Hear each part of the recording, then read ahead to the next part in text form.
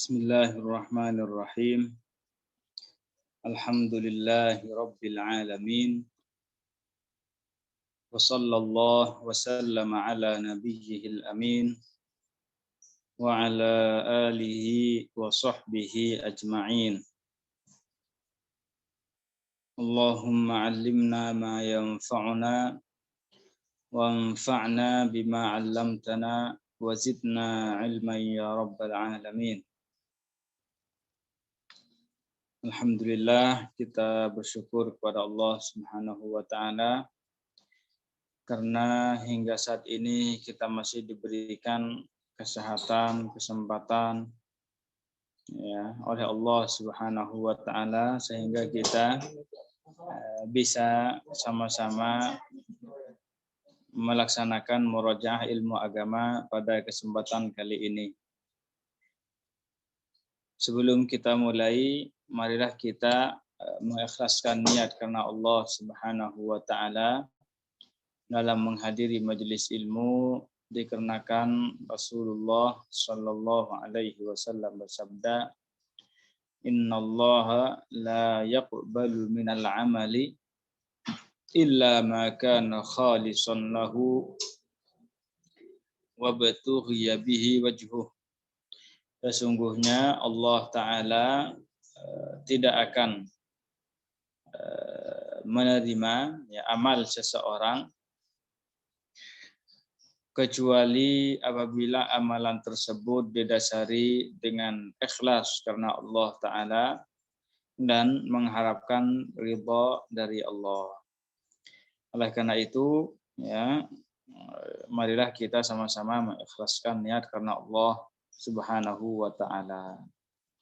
Insyaallah taala kita akan kembali melanjutkan kajian kita. Ini saya share dulu ya. Kajian kita kitab As-Siratul Mustaqim.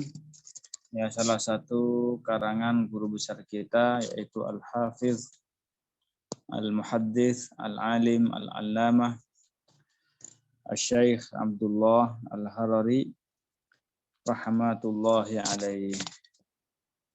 Bentar ya, saya bukakan kitabnya. Yang punya kitab silahkan dibuka. Saya bentar. Kita ya sekedar informasi bagi teman-teman yang belum mempunyai kitabnya ini atau terjemahannya ya. Jadi kitab Sirat ini sudah diterjemah oleh yayasan kita, Yayasan Syahamah secara full semuanya. Maka bagi yang mau mendapatkan kitab tersebut ya bisa dihubungi Yayasan Syahamah di Jakarta ataupun di daerah-daerah lainnya. Bentar ya, saya bukakan dulu. Nah, jadi kita ya sebelumnya sudah membahas tentang makhluk yang pertama kali diciptakan oleh Allah Ta'ala dan juga urutannya, bahwa makhluk yang pertama diciptakan oleh Allah itu adalah air, kemudian yang kedua adalah arsy, kemudian yang ketiga adalah Al-Qalamul A'la, ya, kemudian yang keempat adalah Al-Lauhul Mahfuz. Ya. Baik. Sekarang kita akan masuk kepada pembagian sesuatu yang ada. Ya, pembagian al-maujud. Ya, pembagian atau aqsamul maujud. Artinya bagian macam-macam sesuatu yang ada. Jadi sesuatu yang ada itu ada berapa macam? Nah, ini akan kita bahas.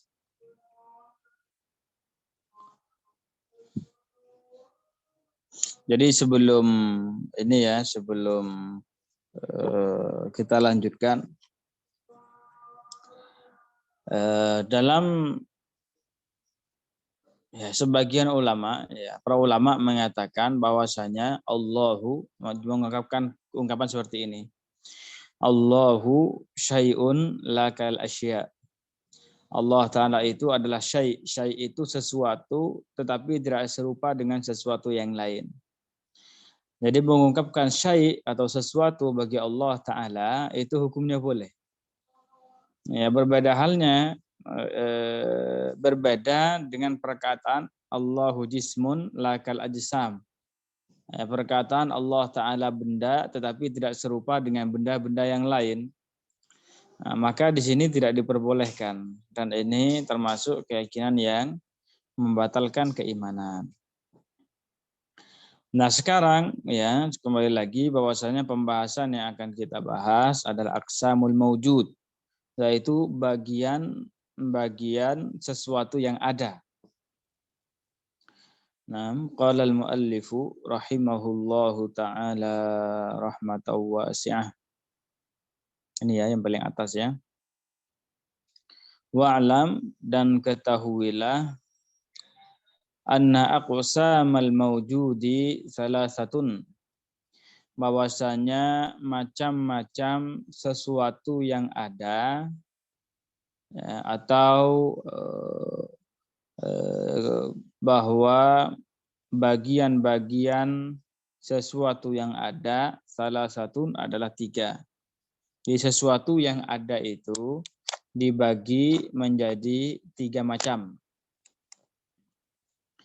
Al-awwalu, yang pertama, azaliyun abadiyun, yaitu sesuatu yang azali tanpa permulaan, abadiyun dan tanpa akhiran.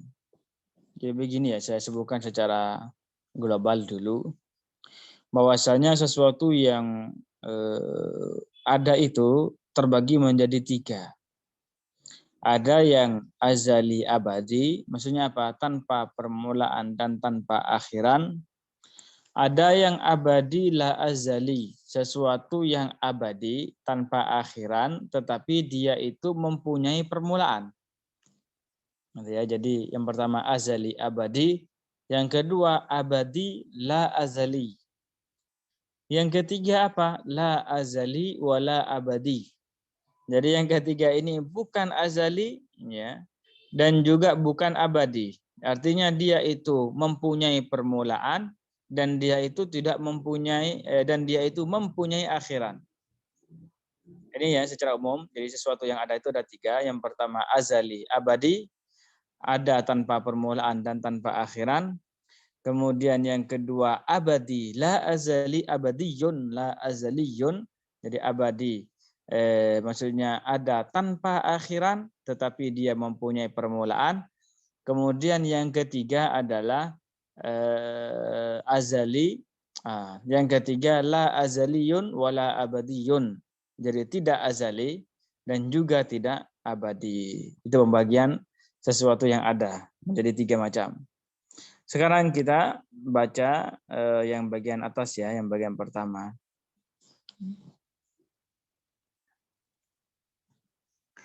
Yang pertama adalah al-awwal azaliyun abadiyun. Yang pertama adalah sesuatu yang azali dan abadi. Artinya tanpa permulaan dan tanpa akhiran. Apa itu? Wahwa ya. Jadi siapa yang azali dan abadi ini? Wahwallahu ta'ala faqat, yaitu Allah Ta'ala saja. Jadi yang ada tanpa permulaan dan juga tanpa akhiran itu hanya Allah Ta'ala saja. Artinya apa? Ai la bidayata, artinya wala nihayata liwujudihi. Ya, artinya tidak ada permulaan dan tidak ada akhiran bagi adanya Allah Ta'ala. Jadi Allah Ta'ala itu keberadaannya tidak didahului oleh ketiadaan. Ya, tidak didahului ketiadaan. Dan adanya Allah Ta'ala itu tidak ada akhirnya. Ya, maka tidak akan punah, tidak akan mati, tidak akan rusak, tidak akan meninggal, dan semacamnya. Dan yang azali dan abadi itu hanya Allah Ta'ala saja. Ya, yang azali dan abadi itu hanya Allah Ta'ala saja. Artinya, ya, segala sesuatu selain Allah Ta'ala itu mempunyai permulaan. Ya, segala sesuatu selain Allah Ta'ala itu mempunyai permulaan. Ya, makanya di sini, jika ada orang yang mengatakan bahwa alam ini ada tanpa permulaan, ya, orang yang mengatakan bahwa alam ini ada tanpa permulaan, ini dihukumi musyrik, dihukumi keluar dari Islam. Nah, kenapa di situ? Pertama, dikarenakan dia telah menyekutukan Allah Ta'ala dengan alam. Ya, dengan perkataannya Allah ada tanpa permulaan, kemudian alam ini juga ada tanpa permulaan. Ini kan menyekutukan Allah dengan alam. Makanya disebut dengan musyrik. Nah, yang kedua juga apa? Menafikan sifat menciptakan bagi Allah Ta'ala. Ya, kalau dikatakan alam ini tanpa permulaan, berarti kan tidak diciptakan oleh Allah Ta'ala. Nah, makanya di sini orang yang mengatakan hal tersebut, orang-orang filsafat yang mengatakan hal itu, dihukumi keluar dari Islam, walaupun mereka bilangnya apa? Filsafat Islami. Nah, kata mereka begitu, filsafat Islam, filsafat Islam. Ya, enggak ada kayak gitu. Ya, ya apa namanya, ada ketika diistilahkan al-falasifatul islamiyun, maksudnya apa itu? Orang-orang filsafat yang menisbatkan diri mereka kepada Islam. Nah, itu maksudnya orang-orang filsafat yang menisbatkan diri mereka kepada agama Islam. Ya, makanya para ulama mengatakan hukum belajar filsafat itu hukumnya haram. Ya, dikarenakan apa? Macam-macam. Itu diantaranya ya, sampai kepada keyakinan bahwa Allah Ta'ala itu, bahwa alam ini katanya ada tanpa permulaan.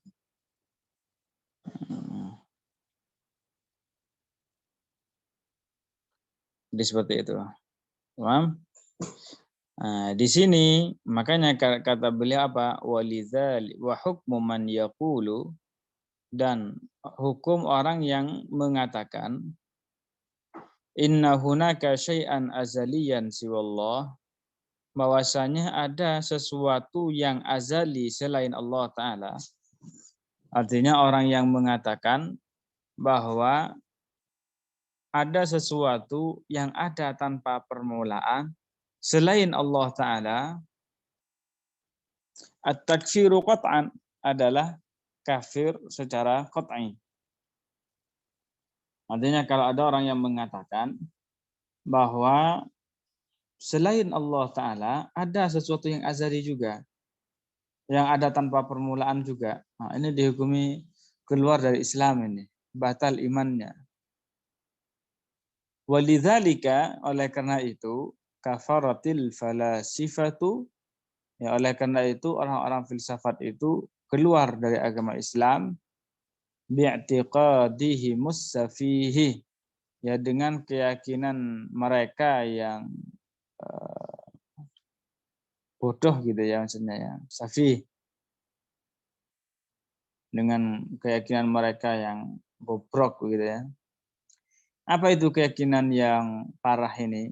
Bahwa yaitu perkataan mereka annal alama qadimun azaliyun, bahwasanya alam ini qadim azali, ada tanpa permulaan.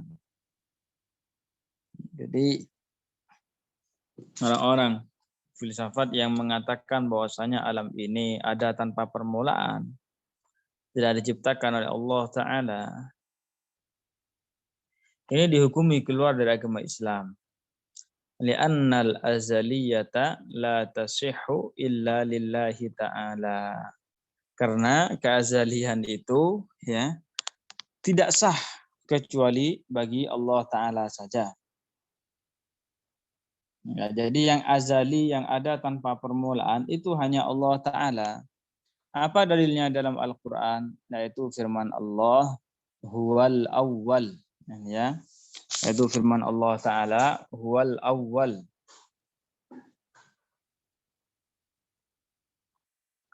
Huwal awwal, di sini maksudnya apa? Hanya Allah Ta'ala saja yang ada tanpa permulaan.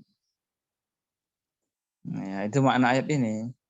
Huwal awwal maknanya itu hanya Allah Ta'ala saja yang ada tanpa permulaan. Jadi al-awwal itu maknanya adalah alladzi la bidayata liwujudihi, yang ada tanpa permulaan. Nah, mesti dipahami ya. Jika ada yang belum difahami,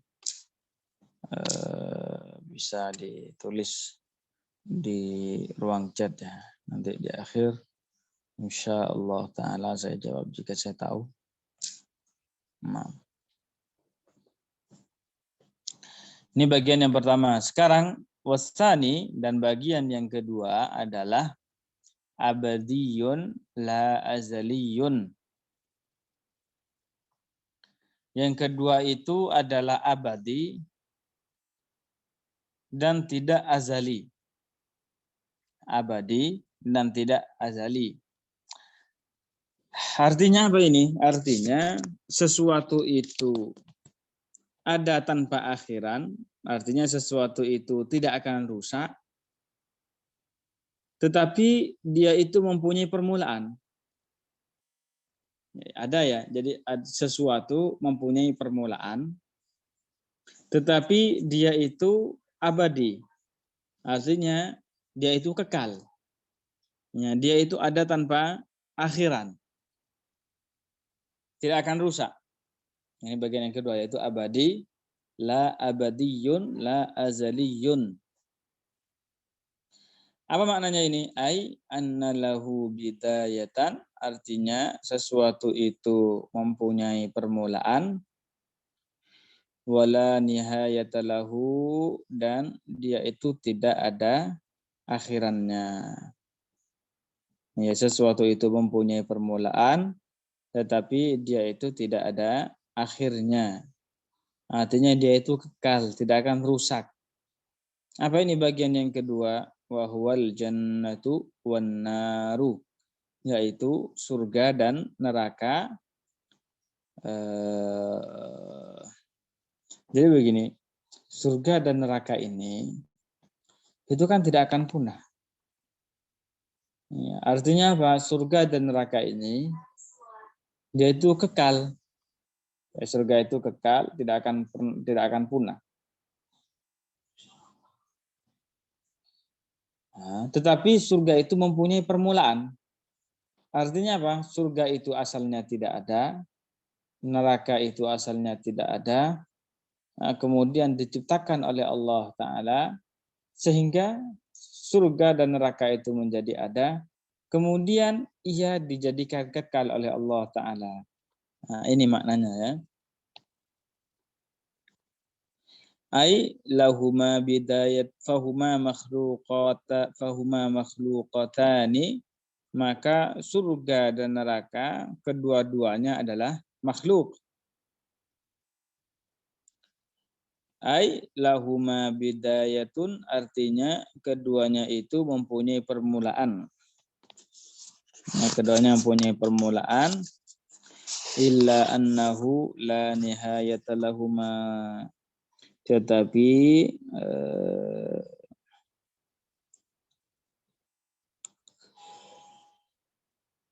tetapi keduanya ini tidak mempunyai permulaan, tidak mempunyai akhiran.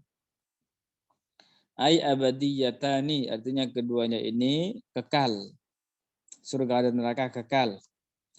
fala yatra'u alaihi ma kharabun, maka tidak akan tertimpa, maka keduanya tidak akan tertimpa kebinasaan, au fanaun atau kerusakan, limasyiatillahi baqa'ahuma, karena Allah Ta'ala menghendaki surga dan neraka menjadi kekal.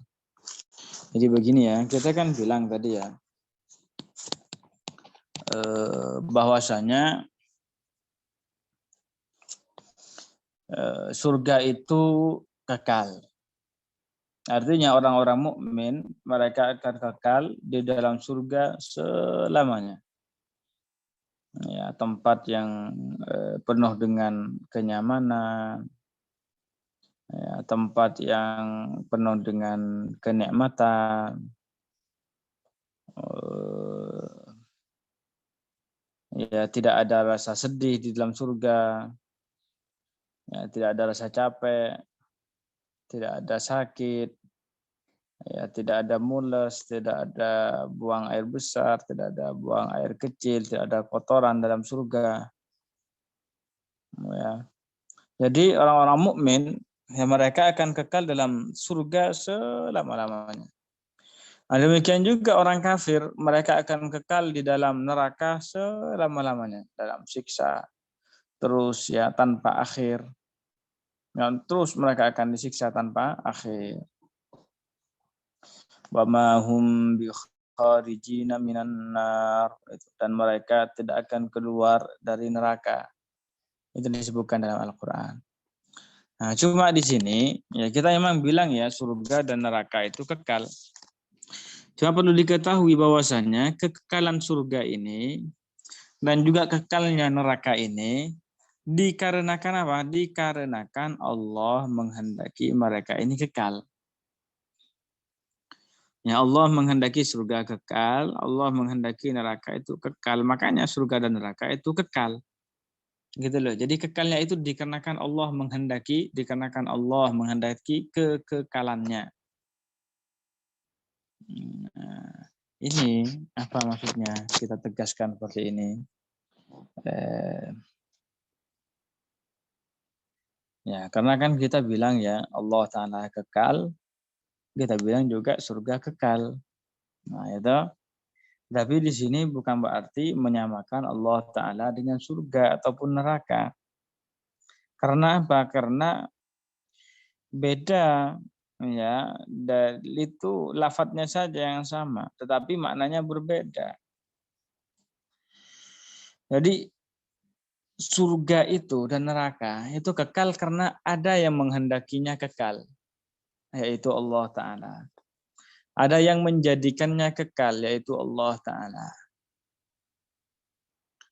Berbeda halnya, ya, berbeda halnya dengan apa? Berbeda halnya dengan Allah Ta'ala. Ya, Allah Ta'ala itu kekalnya bukan dikarenakan ada yang mengkekalkannya. Ya. Paham ya di sini ya. Jadi Allah Ta'ala kekal tanpa ada yang menjadikannya kekal. Ya. Ini yang maksud dengan baqaullahi dzati. Ya. Kekekalan Allah Ta'ala itu sifatnya dzati. Artinya apa? Tidak ada yang menjadikannya kekal. Berbeda halnya dengan surga. Dia kekal, memang kekal. Cuma apa? Ada yang menjadikannya kekal, yaitu Allah Ta'ala.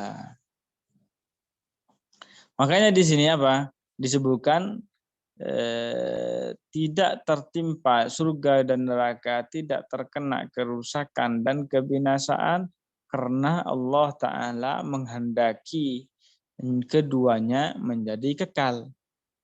Amma min haitsu dzatuhuma, sedangkan jika dilihat dari segi bendanya, bahwasanya bahwa surga itu benda, kemudian neraka ini juga benda, fayajuzu alaihimal fana'u aqlan, secara akal itu bisa-bisa saja surga itu akan punah. Jadi secara akal begini ya, saya jelasin dulu.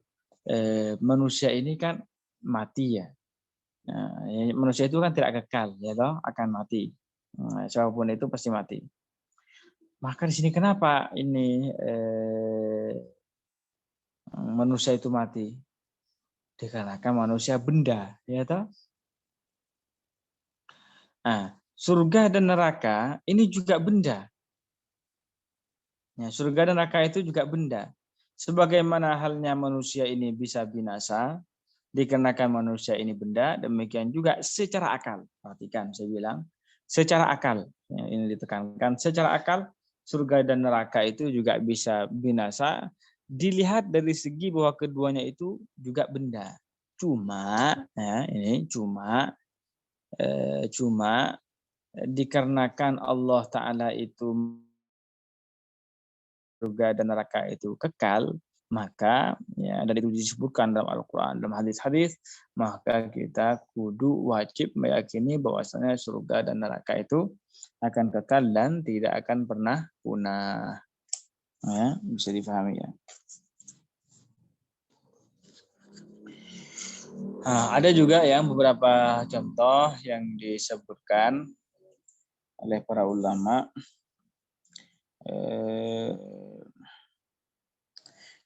di antara benda-benda yang tidak akan punah nanti, tidak akan rusak ya, selain surga dan neraka.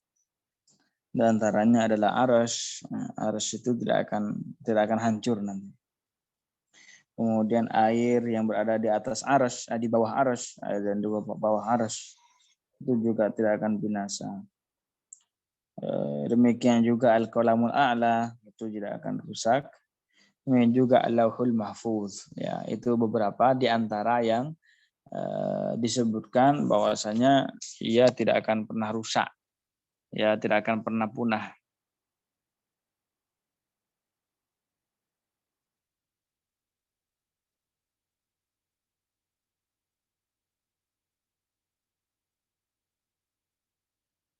Ya.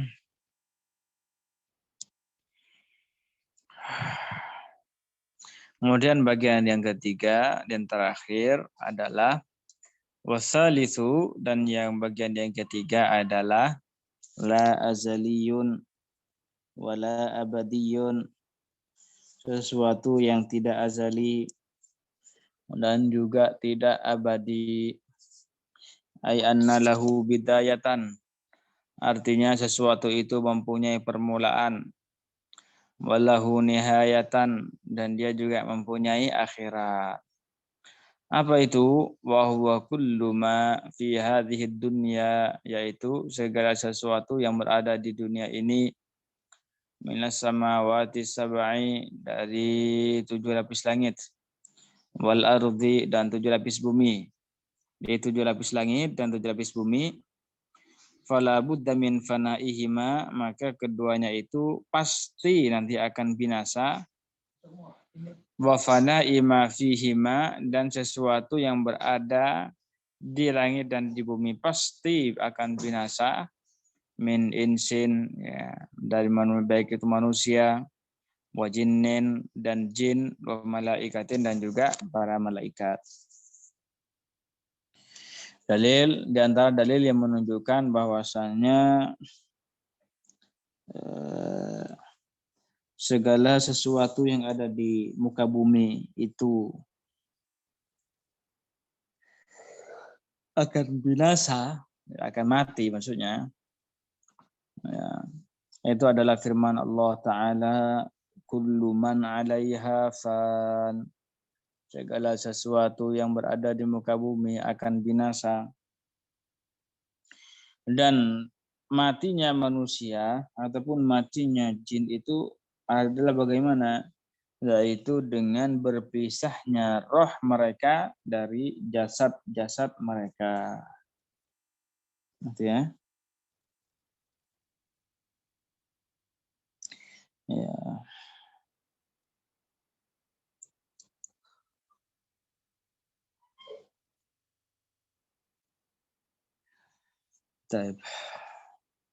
Jadi ini ya sekilas tentang pembahasan sesuatu yang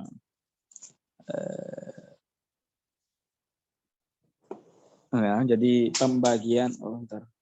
pembagian sesuatu yang ada. Nah, itu ada 3 macam. Yang pertama adalah azali abadi, yaitu tanpa sesuatu yang ada, tanpa permulaan dan tanpa akhiran, yaitu Allah Ta'ala saja. Kemudian yang kedua adalah abadiyun la azaliyun, artinya sesuatu yang mempunyai permulaan tetapi dia tidak mempunyai akhiran, yaitu surga dan neraka dan juga beberapa hal yang sudah saya sebutkan tadi. Kemudian yang ketiga adalah la azaliyun la abadiyun, artinya sesuatu itu mempunyai permulaan dan dia juga mempunyai akhiran. Nah, dari ini adalah ya 7 lapis langit, 7 lapis bumi, dan seterusnya. Baik, untuk pembahasan pada malam hari ini, saya kira dicukupkan juga di sini dulu. Jika teman-teman ada yang belum difahami dari apa yang kita sampaikan pada malam hari ini, dipersilahkan untuk bertanya jika ada.